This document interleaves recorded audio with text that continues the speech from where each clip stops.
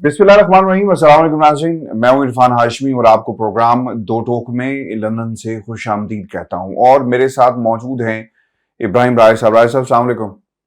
वालेकुम अस्सलाम। राय साहब, तोशा खाना का फैसला आ गया और जो डेडलाइन हमने दी थी कि 48 घंटों में फैसला आएगा, उसी डेडलाइन के अंदर ये फैसला आया। इस फैसले में 3 ऐसी गलतियां जो इस फैसले को उल्टा कर रख देंगी, इसकी तफसील शामिल करेंगे आज की इस नशिस्त के अंदर।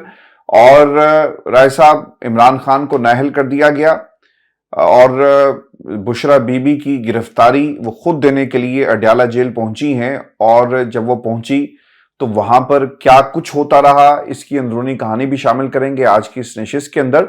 और फिर उन्हें बनी गाला क्यों शिफ्ट किया गया।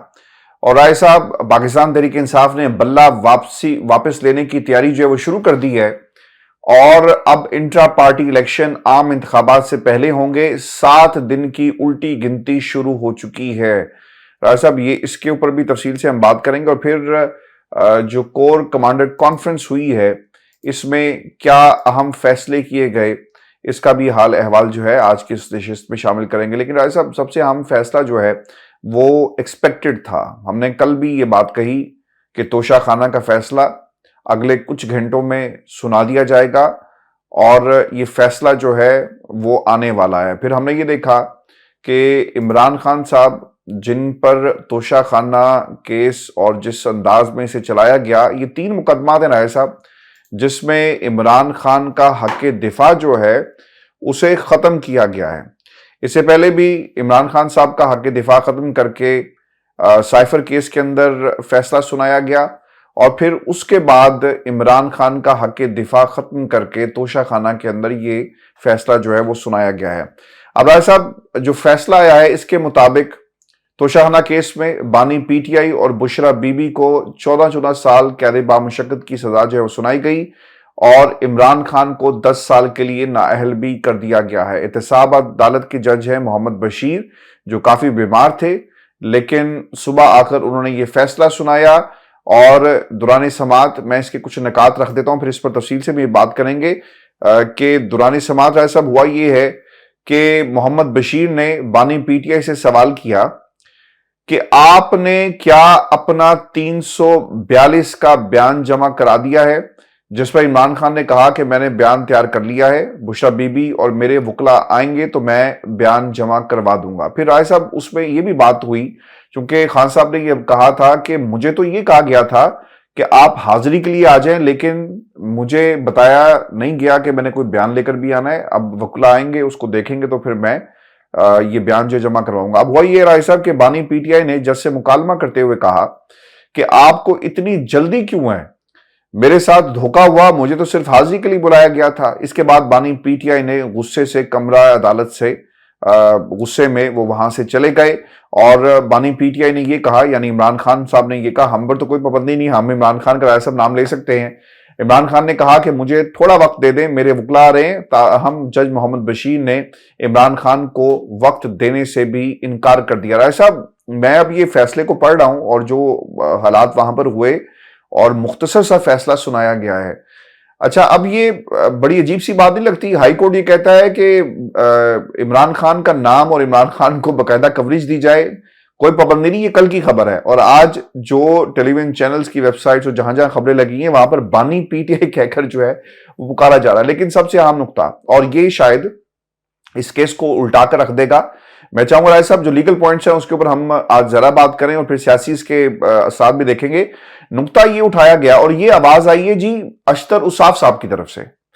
आज वो एक टेलीविजन चैनल पर बैठे हुए थे और उन्होंने रिएक्शन देते हुए कहा कि जो ट्रायल कोर्ट्स होते हैं, बहुत ही अहम जुमला उन्होंने कह दिया, हालांकि वो नवाज शरीफ साहब की कैंप में और एक ही बहुत ही वफादार साथी हैं।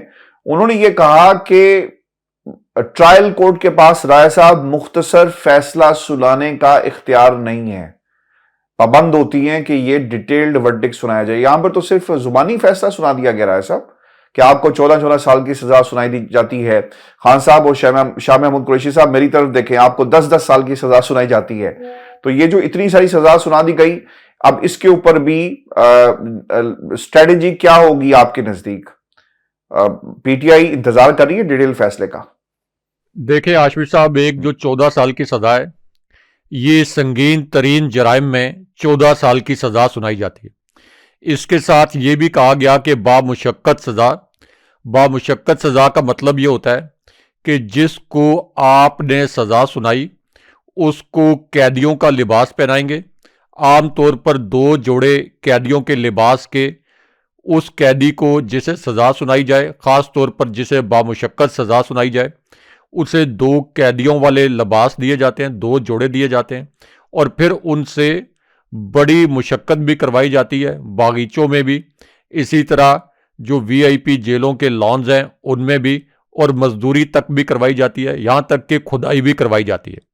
इससे पहले जो पाकिस्तान के अंदर सियासी, आप ये कह लें कि लोग जेलों में रहे, उनमें से किसी ने भी ये मुशक्कत नहीं की, ना किसी से मुशक्कत करवाई गई है।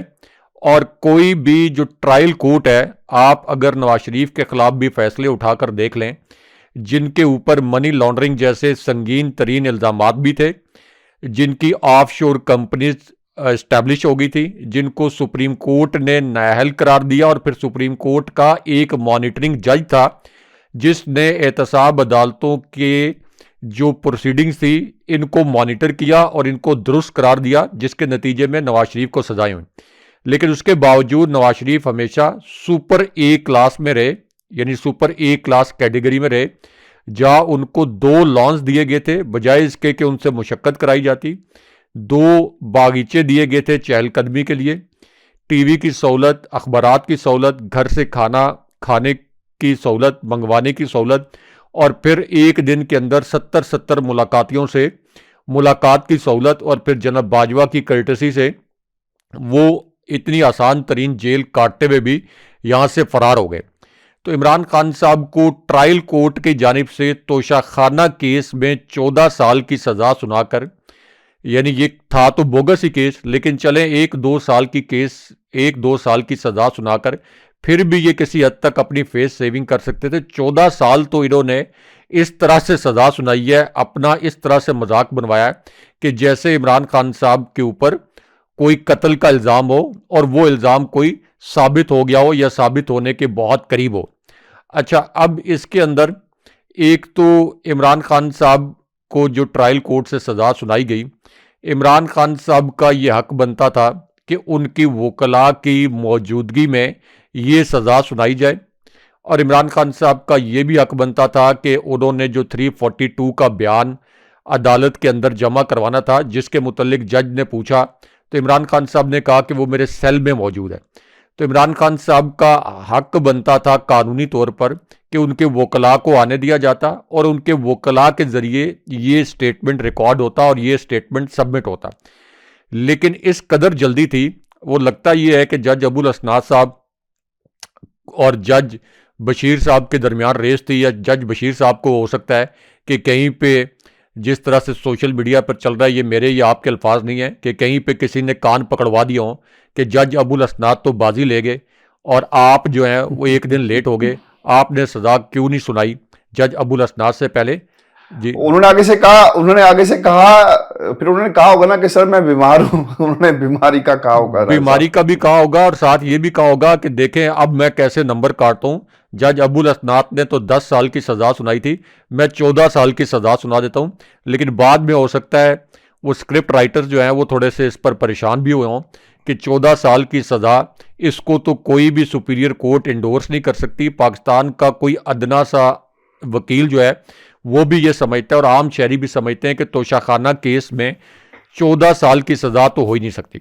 अच्छा, दूसरा इसमें ये अहम पहलू, अच्छा जी प्लीज बात दूसरा अहम पहलू ये हाशमी साहब कि इमरान खान साहब पर जो घड़ियां फरोख्त करने का इल्ज़ाम है, वो तमाम ताइफ इमरान खान साहब के नाम पर थे। तोशाखाना के कवायद ज़वाबित के मुताबिक इमरान खान साहब ने उन ताइफ की कीमत, जो सरकारी लगती थी कीमत, वो बढ़वाई। उसके बाद इमरान खान साहब ने वो तहाइफ बेचे।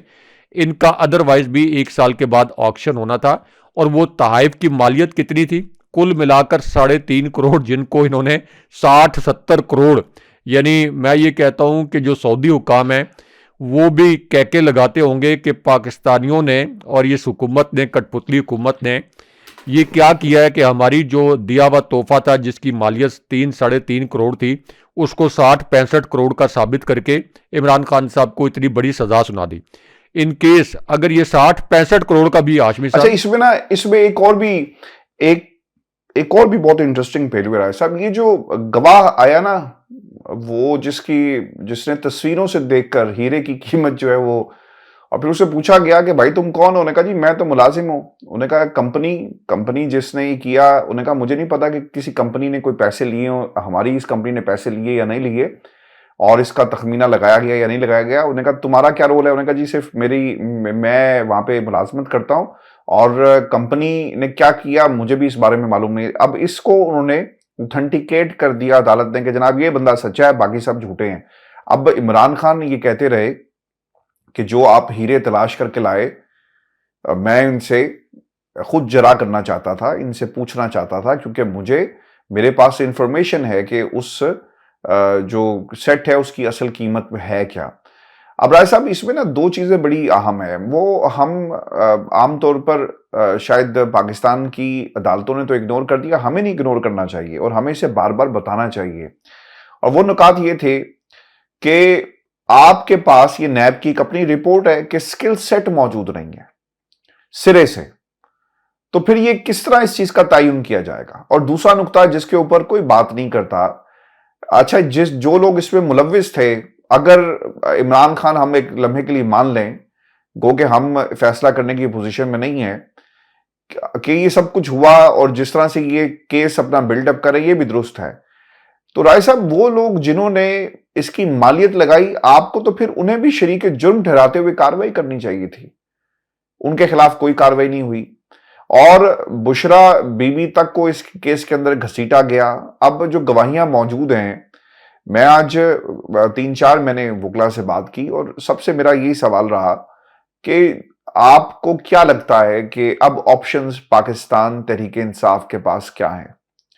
राय साहब, ऑप्शंस बड़े वाजे और क्लियर दो इसके अंदर चीजें सामने आई कि अगर आपने वही गलती की जो मैं बार बार कहता हूं कि अगर आप हाई कोर्ट में जाकर, और वकला ने भी ये बात की जो आईनी माहिर हैं, इंडिपेंडेंट लॉयर्स हैं, जो ये समझते हैं कि इस केस को मेरिट पर चलाया जाना चाहिए था लेकिन नहीं चला, अगर तो पीटीआई अदालत में जाकर ये कहती है कि जनाब ट्रायल में सुकम मौजूद हैं और ट्रायल के तकाजे पूरे नहीं किए गए, तो फिर इस केस का नक्शा कुछ और होगा। और अगर पाकिस्तान तहरीक इंसाफ अदालत में जाकर ये कहती है कि जनाब ये जो सजा आपने दी ये सजा गलत है, जो बयानात आए ये भी गलत हैं, जो गवाह है ये भी गलत है, यानी मेरिट्स के ऊपर आप उसे चैलेंज करें और मेरिट्स को चैलेंज करें, तो इसका नक्शा कुछ और निकलेगा। क्योंकि राय साहब, हमने तोशाखाना में इससे पहले भी देख लिया कि हुआ क्या था, आपके सामने है।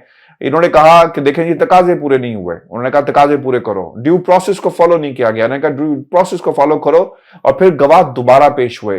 तो ऐसा लगता है कि दूसरी सूरत में, चूंकि अब तो हुकूमत भी नून लीग की आ रही है, जो अपना बयानिया इस इलेक्शन के दौरान बना रही है कि देखें कुछ लोग घरों में बैठे हैं, कुछ सलाखों के पीछे हैं, इमरान खान का नाम नहीं वो लेते, लेकिन वो ये कहते हैं कि इमरान खान देखें ये कुदरत का निजाम है। तो ये जब उनकी हुकूमत आ गई तो फिर तो राय साहब प्रोसिक्यूशन क्या क्या कुछ करेगी और क्या क्या गुल खिलाएगी। अगर केस दोबारा ट्रायल में चला गया तो शायद ये मुश्किल होगा। आपके नजदीक राय साहब क्या होना चाहिए? मेरिट्स पर इसे चैलेंज करें या फिर रीट्रायल की, रेप्रीमांड करने की इस्तदा करनी चाहिए? देखिए आशवी साहब, कानूनी माहिरीन जो है वो ये कहते हैं कि सबसे पहले इनिशियल फेज में आप ट्रायल को चैलेंज करते हैं कि ट्रायल ठीक तरीके से नहीं हुआ। जो आपने कहा कि ड्यू प्रोसेस फॉलो करने के लिए कहा था इस्लामाबाद हाई कोर्ट ने, तो वो ड्यू प्रोसेस तो दोबारा भी फॉलो नहीं हुआ।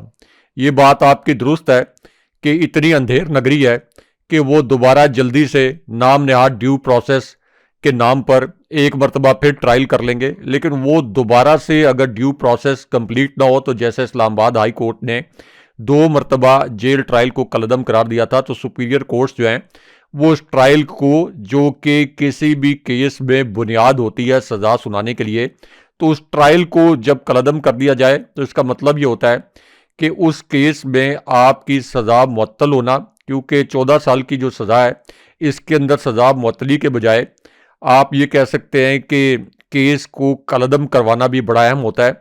अगर आपकी सज़ा 3 साल तक हो तो फिर हाई कोर्ट्स जो हैं उनके पास ये ऑप्शन ज़्यादा खुला हुआ होता है कि वो सज़ा को मुअत्तल कर दें।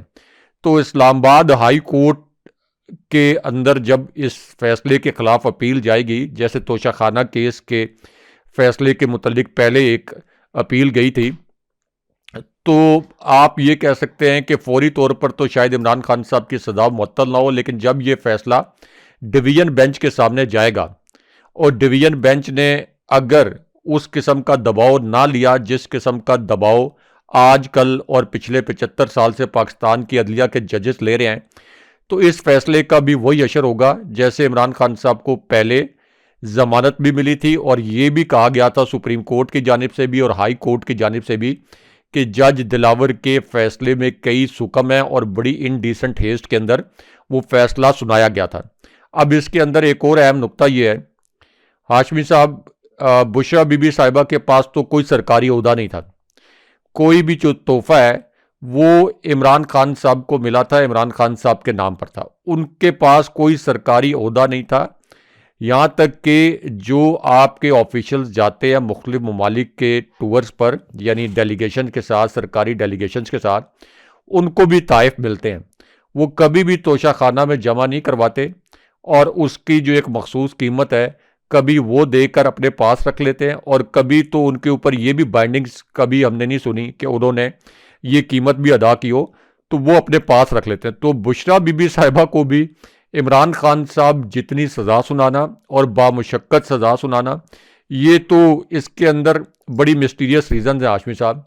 ये कोई आम बात नहीं है, इसके पीछे एक ग्रेटर प्लान लगता है और वो ग्रेटर प्लान ये है कि बुशरा बीबी साहिबा को मजबूर किया जाए, उनको धमकाया जाए और इस सज़ा से डरा कर उनसे कोई ऐसा चीज़ या कोई ऐसा बयान दिलवाया जाए जो मुबैना तौर पर इमरान खान साहब के ख़िलाफ़ हो। क्योंकि बुशरा बीबी साहिबा को 14 साल सज़ा सुनाना, अगर पाकिस्तान के अंदर इस शर्मनाक और फ्रॉड रियासत के अंदर कोई अदालत आज़ाद होती तो ये हाशमी साहब सुपीरियर कोर्ट तो इसको इसके ऊपर आज खुद नोटिस ले लेती कि ये क्या मजाक है। अच्छा, आपने ना एक और, जी बिल्कुल आप ठीक कह रहे हैं, एक और मामला ऑब्वियसली ये इसको इस पर बात जरूर होनी चाहिए। आई डोंट नो पाकिस्तान तरीके इंसाफ का वोटर सपोर्टर क्या कहता है इस खबर के बारे में, लेकिन ऐसा मेरे कुछ कंसर्न्स थे। मैं एक तालिब इल्म की हैसियत से, लॉ के स्टूडेंट की हैसियत से और जर्नलिज्म के स्टूडेंट की हैसियत से, और हम सब चूंकि कुछ ना कुछ सीखते हैं, ये बात हमें जरूर इसे भी एनालाइज करना चाहिए, क्योंकि मैं अभी तक इसका जवाब तलाश कर रहा हूं कि असल में ये हुआ क्या। आपको 14 साल सजा होती है, बुशरा बीबी खुद चलकर अडयाला जेल गई और ताकि वो गिरफ्तारी दे सके, और गिरफ्तारी उनकी जेल में नहीं हुई, उन्हें गाड़ी में बिठाया गया और फिर वो बनी गाला आ जाती हैं। पुलिस का एक बड़ा हिसार था, प्रोटोकॉल में उनको लाया गया और प्रोटोकॉल पे उनको ले जाया गया।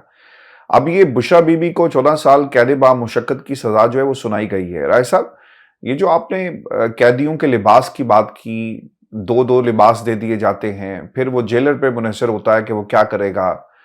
हमें मतलब हम कौन से जाविये से इस खबर को देखें कि बुशरा बीबी को बनीगाला में नजरबंद कर दिया गया या सब जेल उसको करार दे दिया गया और वहां पर भी रियासत की एक ठीक ठाक पैसा लगेगा, पुलिस की भारी नफरी, जेल स्टाफ वहां पर चला गया। ये किस किस मकसद इसके पीछे क्या हो सकता है?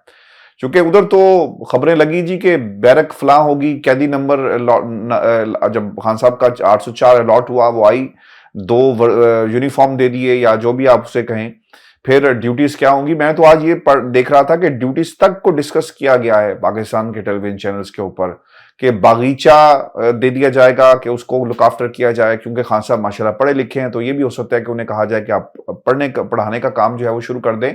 तो ये तमाम चीजें मौजूद है, लेकिन सबसे बड़ा सवाल, बुशरा बीबी को आपने बनीगाला में रख दिया, खान साहब को, तो खान साहब क्यों बनीगाला नहीं जा सकते थे? राय साहब, ये इसकी क्या मंतक है? अगर इंतकाम की भी बात की जाती, जिसा मरियम ने इंतकाम का लफ्ज इस्तेमाल भी किया और कहा कि अगर तुम किसी की बीवी हो तो इसका मतलब ये नहीं कि जो मर्जी कुछ करती फिरो, ये उनके अल्फाज थे, यानी इंतकाम उनकी गुफ्तगू में जो है वो हमें नजर आ रहा है। तो उस हिसाब से तो बुशरा बीबी को एक तरह से ये लेवरेज मिला है, बनी गाला घर के अंदर और कैदियों वाले कपड़े भी नहीं पहनने पड़ेंगे। हाशमी साहब, मरियम नवाज जिस रेस्ट हाउस में रहीं और मरियम नवाज जिस जेल में रहीं, उस जेल नाम नहाद जेल के अंदर जो सहूलियात थी वो 99% पाकिस्तानियों को दस्तयाब नहीं है। इसी तरह नवाज शरीफ को जो सहूलियात थी और जो बाकी आपके सियासी कैदी थे उनको भी इसी किस्म की सहूलियात मैसर थी। एक तो बुशरा बीबी साहिबा के मुतल्लिक ये पता चला है, ये कहा गया कि वो खुद गिरफ्तारी देने गई। वो गिरफ्तारी देने नहीं गई थी। जब अदालत ने उनके मुतल्लिक पूछा कि वो मौजूद नहीं है, तो पीटीआई का वर्जन ये है कि वो जब अदालत पहुंची तो उनको गिरफ्तार कर लिया गया। अब इसके अंदर दो तरह की थीरीज हैं। एक थीरी तो ये है कि एक तरफ तो इमरान खान साहब के आसाब तोड़ने के लिए, क्योंकि इमरान खान साहब तो टूट नहीं रहे थे, बुशरा बीबी साहिबा के मुतल्लिक ये एक ओपन सीक्रेट है, सबको पता है कि बुशरा बीबी साहिबा के ऊपर भी बड़ा दबाव डाला गया और उनके ऊपर दबाव डाला गया कि इमरान खान साहब के खिलाफ वो गवाही दे दें।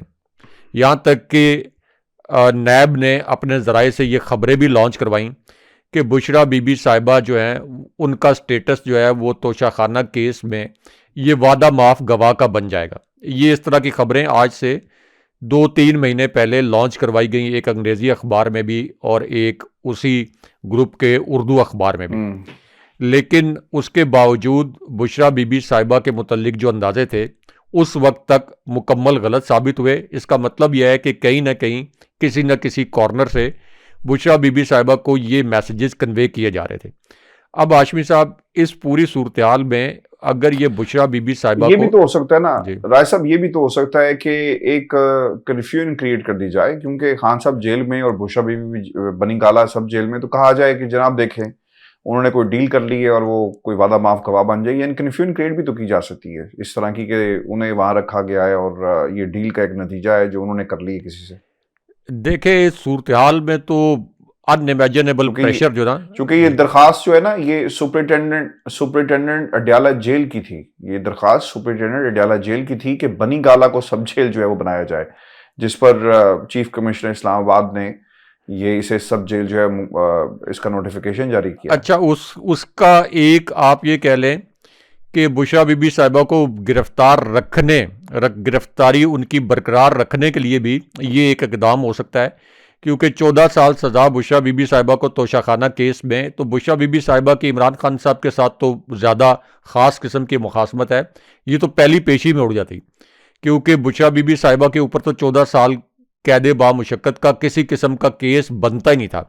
तो एक तो ये भी रीज़न हो सकती है। दूसरा ये रीज़न भी हो सकती है कि चलें रिलेटिवली शायद कोई बैकलैश कम आए कि खातून को एक बोगस तरीन केस में, जिसमें उनका नाम भी नहीं है, जिसके मुतल्लिक गवाही आई शरीफ ख़ानदान के अपने घर से, जो साबिक चेयरमैन नैब थे आफ्ताब सुल्तान, उनसे शहबाज शरीफ ने कहा था कि तोशाखाना केस में और हेलीकॉप्टर केस में इमरान खान साहब और बुशरा बीबी साहिबा को गिरफ़्तार करें।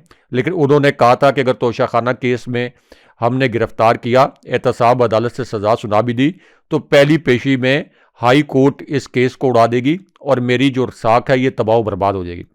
तो एक तो ये भी इसके पीछे थ्योरी है, और दूसरी ये भी है कि बुशरा बीबी साहिबा को एलिजेडली ये बावर करवाया जाए कि देखें केस तो आपके खिलाफ कोई नहीं है, लेकिन हम किस हद तक जा सकते हैं कि 14 साल बामुशक्कत सज़ा, और इसी तरह जो पीटीआई का वोटर और सपोर्टर है उसको भी ये मैसेज देने के लिए कि इमरान खान साहब का जो प्रोजेक्ट है इसको हम ख़त्म कर रहे हैं। लेकिन ये प्रोजेक्ट जो है हाशमी साहब, ये इमरान खान साहब का नहीं है, ये 25 करोड़ आवाम का प्रोजेक्ट है।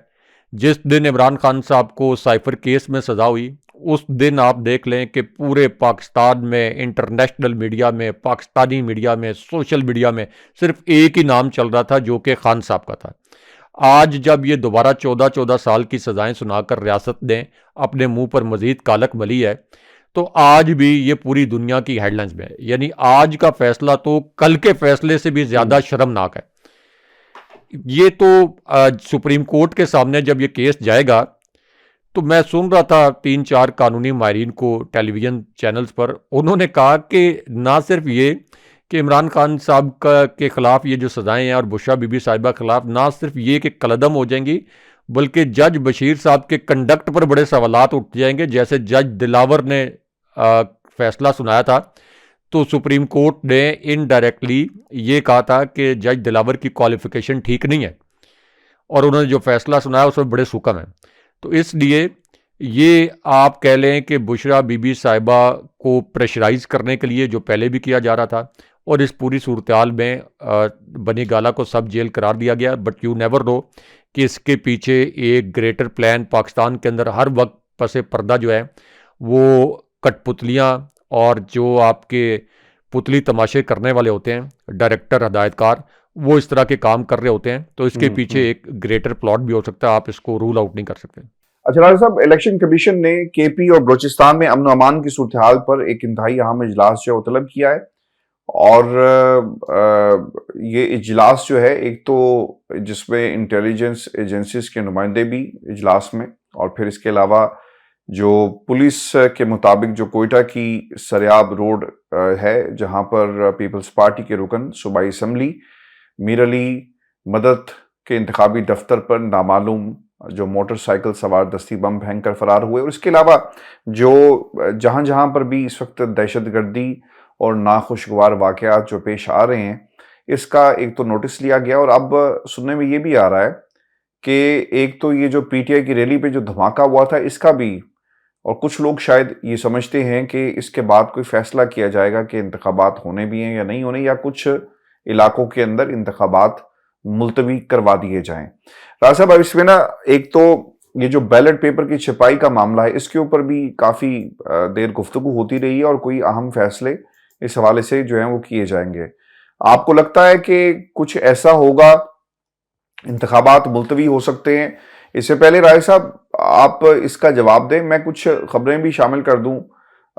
पाकिस्तान में जो आज कुछ डेवलपमेंट्स हुई हैं, एक तो परवेज अलाई साहब की राय साहब एक दरखास्त थी जिसमें उन्होंने मोर जो इंतखाबी निशान है वो देने की बात की थी, उसको मुस्तरद कर दिया गया, और फिर अब वो गदा गाड़ी के निशान पर ही फैसला जो बरकरार रखा गया, अब इंतखाब के अंदर जा रहे हैं। राय साहब ये तज़हीक की गई है और जानबूझकर ये निशानात दिए गए। अब राय साहब एक और भी ये काम हुआ कि रऊफ हसन साहब को चीफ इलेक्शन कमिश्नर जो है, चीफ ऑर्गेनाइजर उमर आयूब साहब ने डिक्लेयर कर दिया। इसका एक एलामिया भी जारी हुआ है, और पाकिस्तान तहरीक इंसाफ अब प्लान ये कर रही है कि यानी आज जो पिछला दिन गुजर गया, उस दिन तक राब्ता ऐप के ऊपर पाकिस्तान तहरीक इंसाफ के जितने मेंबरान मौजूद हैं, रजिस्टर्ड हैं, और जिनका रिकॉर्ड मौजूद है इस ऐप के अंदर, वो इलेक्शन में हिस्सा जो है वो ले सकेंगे। और अब इंट्रा पार्टी इंतखाबात का ऐलान कर दिया गया है। 7 दिन की राय साहब जो बात है, यानी अब काउंटडाउन शुरू हो गया, और ठीक 7 रोज के बाद ये इलेक्शन होगा, और इसमें रऊफ हसन साहब चीफ इलेक्शन कमिश्नर के फराइज सर अंजाम देंगे। और ये भी बताया जा रहा है कि अगर यानी जो इनके फेडरल जो बॉडी है उसने अगर ये फैसला किया तो ये इंतखाबात डिजिटली भी हो सकते हैं।